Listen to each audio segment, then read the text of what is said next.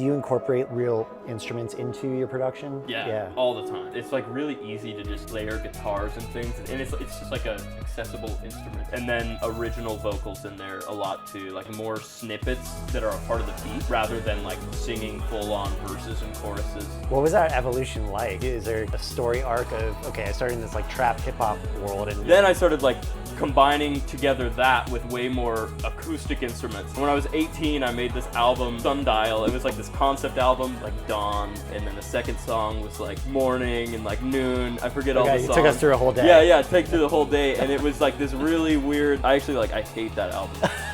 But that was like before I knew what I was doing. I feel like music for me, it's more of a passion thing that I'll never stop doing. Yeah. Like it's kind of physically impossible for me to Some might call that an addiction. Yeah, it is an addiction. It's a really gratifying addiction.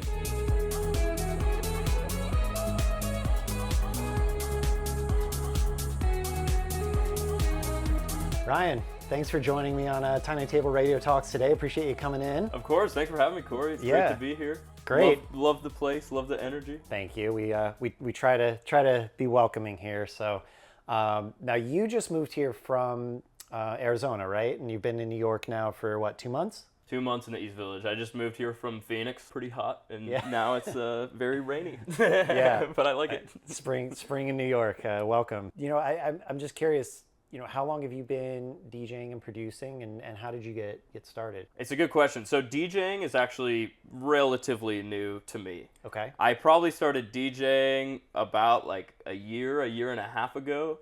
I had this really big group of friends in Arizona, and we were all like, into house music, going to music festivals, and I feel like we always just had the decks around, so eventually it's like, oh, I gotta like get on the decks and start DJing. So I actually like playing out electronic music and learning how to mix. That's pretty new to me. Okay. But I've been producing, I would say, for about like 10 to 15 years. Oh, wow. I started pretty young. I actually like, I think it's even when I was in like 4th or 5th grade, it was like messing around on GarageBand. When I was, when I remember really clear, very like clear memory for me. One time, my brother, he used to like pirate a bunch of software all the time. He would like get Photoshop and all like the cool software on our computer. And one time I came home and he was messing around with Ableton. And I was like, what is that? He's like, oh, this is like the pro music software. Like this is what Skrillex uses. And I'm like, okay, that's cool. I got to learn that. So that was probably around when I was in 8th grade. I got like really deep into Ableton. You know, I started a SoundCloud page. I didn't even know like anything about like the electronic music scene at the time. I feel like I was just making songs and writing songs. Like I love the whole composition process and then learning the tools. And I mean, that's kind of where it started. It's like kind of young and just interested in Ableton. My brother had it, and I'm like, I'm gonna do that. That sounds Guarantee cool. that laptop had some viruses on it after all those pirates. Those were the days. So what kind of music did you start making when you started producing? It's a good question. I would say it was more like almost like hip hop trap music, but all very melodic. Because I like always feel like I had an ear for, like just really chord heavy, scale heavy, where you have like melodies, counter melodies, and just kind of like the whole array of sounds. And I feel like ever since I started, it was kind of like, that more like hip hop beats, but with just interesting melodies and trying to like come up with that over on top. I don't even know how to describe like what it was. But it wasn't the electronic music or whatever you would say is today. Yeah, way different. Yeah. What was that evolution like? Like how, is there kind of a story arc of, okay, I started in this like trap hip hop world and then you worked your way into more melodic house kind of music now, is that right? Yeah, for sure. What was in between there? It's a good question. I feel like when I was a kid, I just had no fucking clue like what I was doing. So I was messing around in Ableton, trying to make something that sounded cool. I think maybe the artists that I was into at the time that did electronic music were like, like Skrillex and Feed Me, like more dubstep-y type stuff. So I'm like, oh, I could like do like lighter dubstep.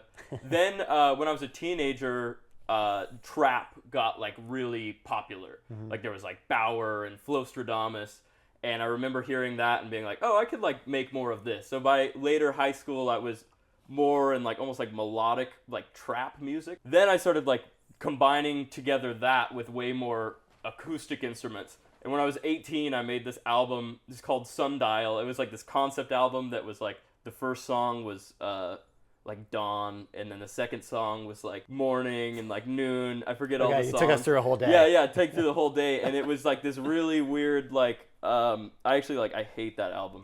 But that was like before I knew what I was doing, I feel like. Sure. It was this really weird mixture of like trap and like melodic stuff. I like played live drums on the entire album as well, and like featured all these like guitars. But I was trying to go for some kind of like electro-acoustic thing. Like I was like, I can mix everything together. That was my goal.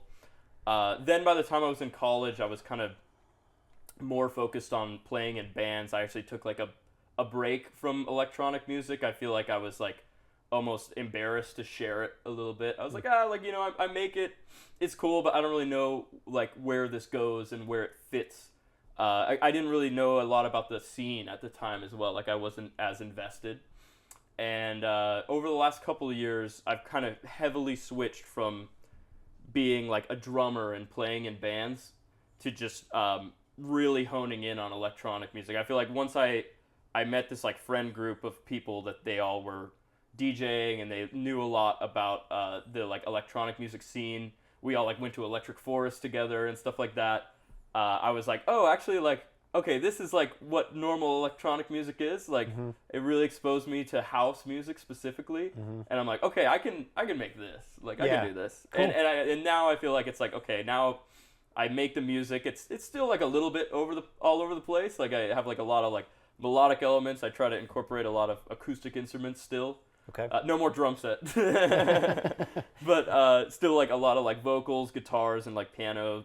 I have a lot of steel drums in my songs. Okay. But it's still like, it's house music. It's like melodic house. Like it has a home now, I feel like, in the scene. I would say it's pretty unusual that people produce 10 to 12 years before they start DJing. It's usually the other way around, right? Yeah. So do you have like a musical background where you trained in anything before even starting to produce? A little bit, yeah. I always like grew up taking drum lessons. Okay. I was always a drummer. Okay. And I feel like that's part of the reason why I gravitated towards production is like music production. Like, well, if you're making electronic music, it's very drum heavy. Sure. And you can get really intricate to the way you like set up the percussion and the drums.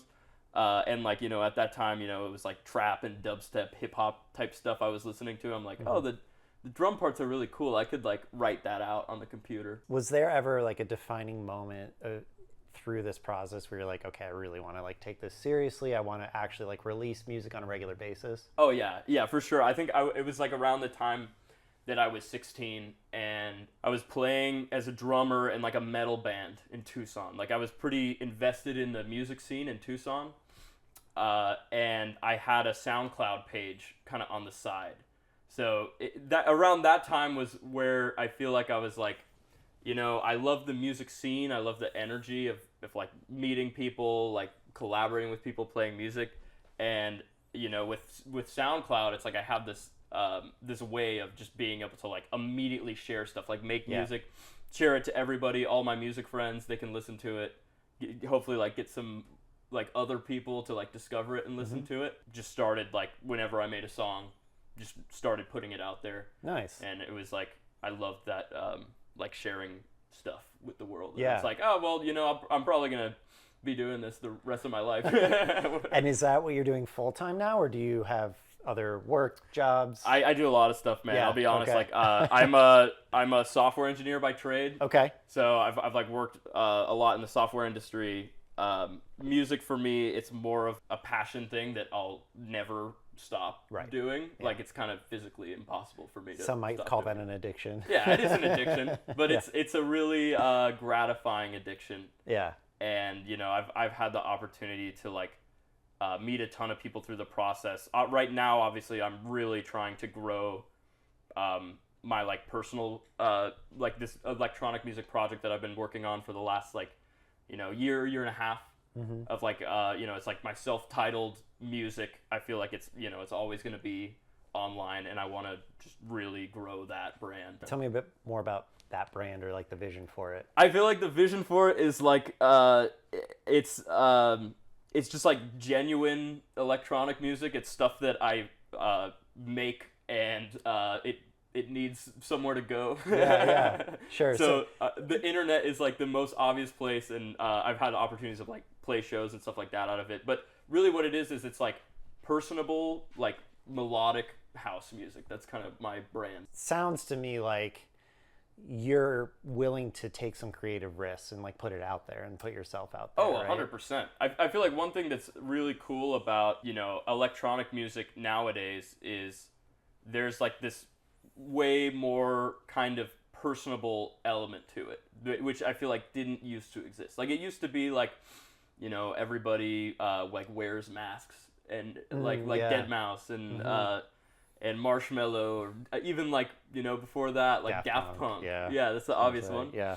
But now that electronic music is like more like of an accessible thing, I feel like people care more about like who made this, like why did they make it. Sure. And that's kind of like what I want to imprint in my brand. Like look at like Fred again, like during COVID, he just like sampled all of his friends. Yeah. And made music out of it, and it's like.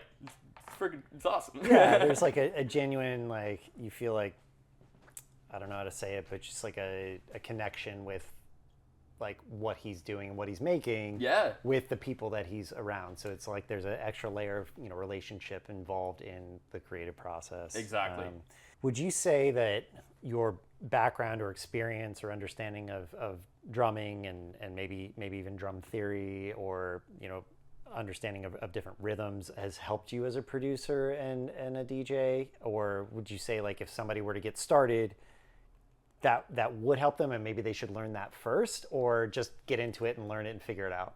It's a good question because I have a pretty strong opinion about this. Okay. I feel like it has helped me and it's also hurt me a lot. For How like so? The thing is, when you come from like a classical background, and a lot of my friends that come from the classical background, you get like so in the weeds about very specific things that are not even like applicable to the genre at all.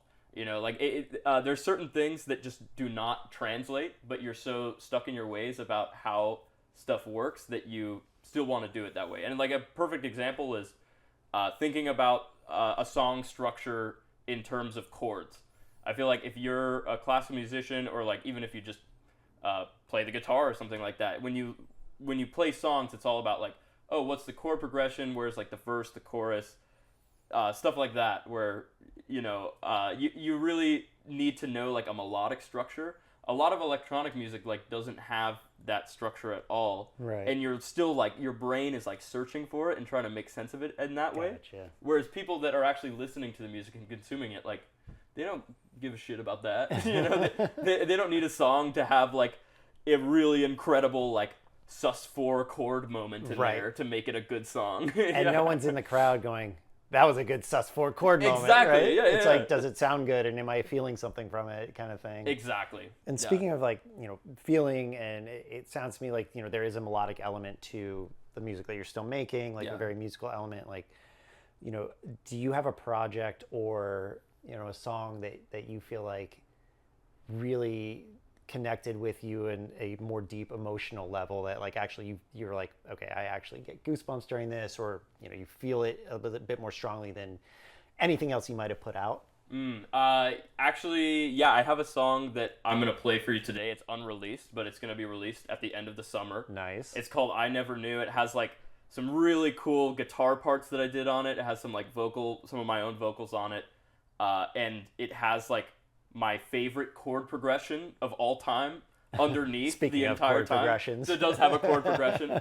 But I think it was like it's a good balance where like I was able to find the balance of like, how do I incorporate the musicality, but still making it a song that people could like dance to, nod their heads to, and something that like fits into the like, kind of like house music genre really well. Nice. So I do have one song. It's like a couple more of my songs that are like that, but it's always like finding that balance of like how much musicality you can realistically put into a song without like taken it completely off the rails. Yeah. Nice. Well, I can't wait to hear it. I'm looking forward to it. Tell us what one of your favorite gigs or moments performing so far has been for you. Yeah, I feel like I'm just getting started with the performances and kind of like getting into the scene in performing. About 2 months ago, I had the chance to open up for Anime. Yeah. It's like they're kind of like a deep melodic house duo in at Dark Star. It's a club in Phoenix. Okay. And I feel like that was like kind of the accumulation of everything that I've been like working for in music. Getting to like open up for them, like play that stage, like play a show that's like really in my genre, because I feel like with house music there's so many different subgenres. Like I'll show up and I'll like have to play for like a tech house show, and it's like, well, I like tech house, but like none of my music that I want to play is tech house. Right. Right. Yeah, there are so many subgenres within house music. They kind of blend together, but yeah, it's like, you know, if you really have like a certain lane within that you want to perform, it's tough when you're like, okay, well now I have to go do, you know, this version of house music. Yes. Right. Yeah, exactly. What's one thing that Ryan of today knows now that you would tell Ryan when he first downloaded that pirated version of Ableton? Oh my God, just like start putting way more stuff out there. Like don't like, if I like could talk to my younger self of making music, and I feel like it's like kind of like a regret that I still kind of live with, is like I was making so much music, I wasn't really like putting it out there. Yeah. Like and by the time I was like I went to college, I feel like, you know, I had this whole collection of songs. I could have released like 2 albums, but I didn't, because I was like, like I'll do it eventually, and I want to like make sure the promotion is on point. I feel like it's easy for people that are like creative to kind of get stuck in, oh, I'm, you know, this is cool, I'm going to keep it for myself for a bit and like ponder what I'm going to do with it next. Did you feel that keeping those was also kind of like keeping something from the fear of like being judged or the insecurity of like actually putting it into the world? Or was it for you more just like, yeah, I want to wait till it's like branded right and packaged right? No, I think it's also like definitely fear of being judged. Yeah. You know, like the thing is, when I feel like when you're like a creative person, it's so easy to like get into that, because you're making something that's like inherently yours and it's unique. Yeah. And unless you like are not like a real creative and you're just like conforming to something, then it like inherently like it's like a little bit uncomfortable to put it out, because it's like, well, this is new, like, and also this is me. Yeah. So if people like don't like it, it's like, oh, well then you don't like everything that I've been working on for years. Right. You know? And that's that like personal. Yeah, and that can be pretty devastating, because there's a level of vulnerability with creating something original, right, and putting it out in the world, whether it's a painting or a song or even like a new dish from a chef or something. Right? 100%, it's like, yeah. it's still art, and at the end of the day, like, a radio show. You know, we want it. Yeah, there we go. Yeah. Hopefully people like this now. No, but it's still like, it is very, it's uncomfortable because you don't know what the feedback's going to be. But at the same time, right, like somebody's going to appreciate it somewhere, right? Exactly. Like being able to cut through the noise of the people who don't appreciate it, because not everybody's going to like what anybody does, right? Oh, 100%. Like, I know there's plenty, like, no matter whatever you put out, somebody's going to be like, I don't like that. And that's just part of the game, right? But I was just curious there if you know, when you have held things back, if it's been just because like, oh yeah, I'm a bit of a perfectionist, or like, you know, just the natural human kind of like layer of, well, somebody's going to judge me for this. And like, I don't know, maybe I shouldn't, like that, that other piece of your brain saying stuff. So I think we've all been there, but I appreciate you sharing that with me. In terms of creativity, I'm curious to learn about your creative process with making a song or making music. Can you walk me through that a little bit? I'm like really messy when it comes to it. I feel like a lot of people that I meet and like collaborate with that are into electronic music, they have like such a perfect flow. They like know how to do all these like fancy tricks in the software that they've learned, I feel like. Whereas like me, like I mean, like I do stuff that makes sense to me, but I'll just like go in there and just like slab a bunch of stuff together and not really like following the way that you're supposed to do it, like in the software. Okay. But as far as like composition goes, I'll usually start with with chords or like some sort of melody, just because I'm always thinking about like what's the hook and like what's the thing that people are gonna be drawn to that like kind of gets more stuck in your head. So start with chords. Like I have to, just like for years, songwriting across like all different genres, like I'm like stuck in that where it's like you start with a chord progression. Usually from there, you know, I'll get the drums. The drums are I want to actually put more effort into the drums. I feel like I'm so used to just slopping stuff on, and as like a drummer, I'm like, oh, you know, like it's like good enough, you know, like I've always had this beat that works. Yeah. I'll do that. Really just trying to get to the point where it's like a full song and like extending all the different sections. But it's really, I feel like it's really messy. Some people are so methodological about it, but for me, I feel like I just like open up the programs and just like. But eventually it gets to a final arranged and produced track. Exactly. Yeah. But honestly, Corey, like half the time, I feel like I don't even know what I'm doing in the software. If I feel like I've been using Ableton for so long that I've unlearned it in weird ways. Like I've just figured out my own way of doing it that is like not the correct way. I mean, is there a correct way? You know, it's like if it works for you. Yeah, right? I guess so. Do you incorporate like, you know, acoustic, like recording like real instruments into your production? Yeah, all the time. Nice. Yeah, I do. I'd say the primary instrument that I'll put in my songs is just electric guitar. Yeah. I have this Fender Jazzmaster, and it's just so fun to mess around with. It's like really easy to just layer guitars and things, and it's just like a accessible instrument.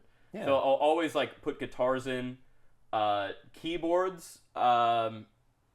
Naturally, like there's gonna be some sort of synthesizer, so it's kind of like I put in keyboards, but like that's gonna be in there either way. Right. But yeah, a lot of guitars, and then I'll put original vocals in there a lot too. Like I like to do kind of like more snippets that are a part of the beat, rather than like singing full on verses and choruses. Yeah. But it's something I'm still like experimenting with. It's like, can I like fit in like verses and choruses? It's just like, I feel like when I do it, it changes the genre of the song. Yeah. How so? It makes it more of like a indie rock song that has a drum beat. Got it. Versus like an EDM song where it's like, oh, people are gonna like be nodding their head to this. It's gonna mix into the next song. Interesting. Yeah.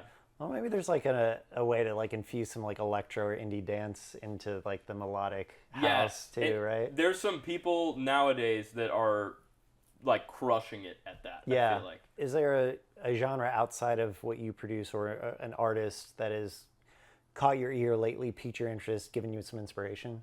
Oh my God. I feel like I was literally listening to them on the way over here. Like one of the coolest bands and artists I've like ever heard is the band Cigarettes After Sex. Do you know that band? I am not familiar. Oh my God. I'll show it. I'll show you I gotta hear after, Corey. Yeah. It's like this really strange, like ethereal sounding music. Okay. Like it very like reverb guitars, really slow.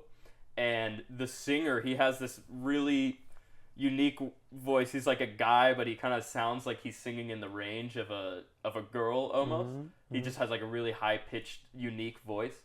And I love that band. One of the things that I love most about that band, and what I love most about specific like artists that I really like, is when they have a sound where you just instantly recognize it. But specifically, that band has inspired me a lot over the last couple of years, just because the guitar tone is very like reverbed out and interesting, and I feel like it kind of fits well over some house music sometimes. Nice. Yeah, maybe you should sample or even collab with them. Maybe or like reach out and them like, yo, I want to do this. Maybe it's the guitar that you mentioned, but is there any particular piece of equipment or a plugin or anything that you're like, I cannot live without this? Yeah, Ableton Reverb.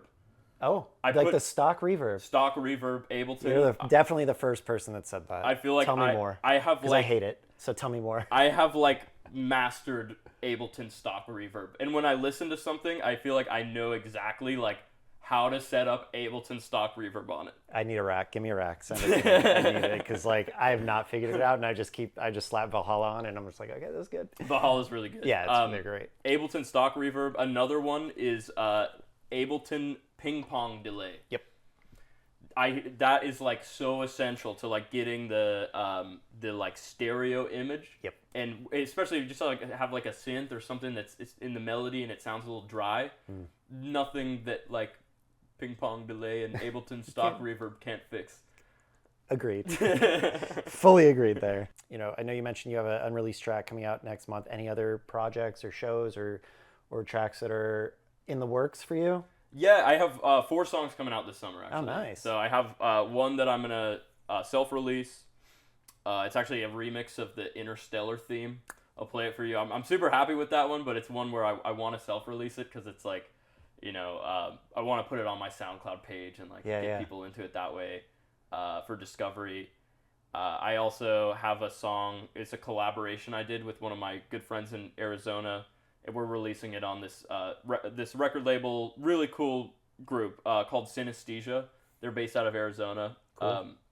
And then I have a 2-song EP coming out at the end of the summer with a record label PH7. They're based in Texas. Yeah, yeah, familiar with them. Yeah, cool. Well, it's been great to have you on the show. Where can people stay in touch, keep up to date with you on the internet? For sure, definitely follow my Instagram. It's at Ryan Kemmer. I post a ton of stuff on SoundCloud. Honestly, I feel like that's always been my primary sharing mechanism for music because it's just website for music and super organic. So follow my SoundCloud, Ryan Kemmer.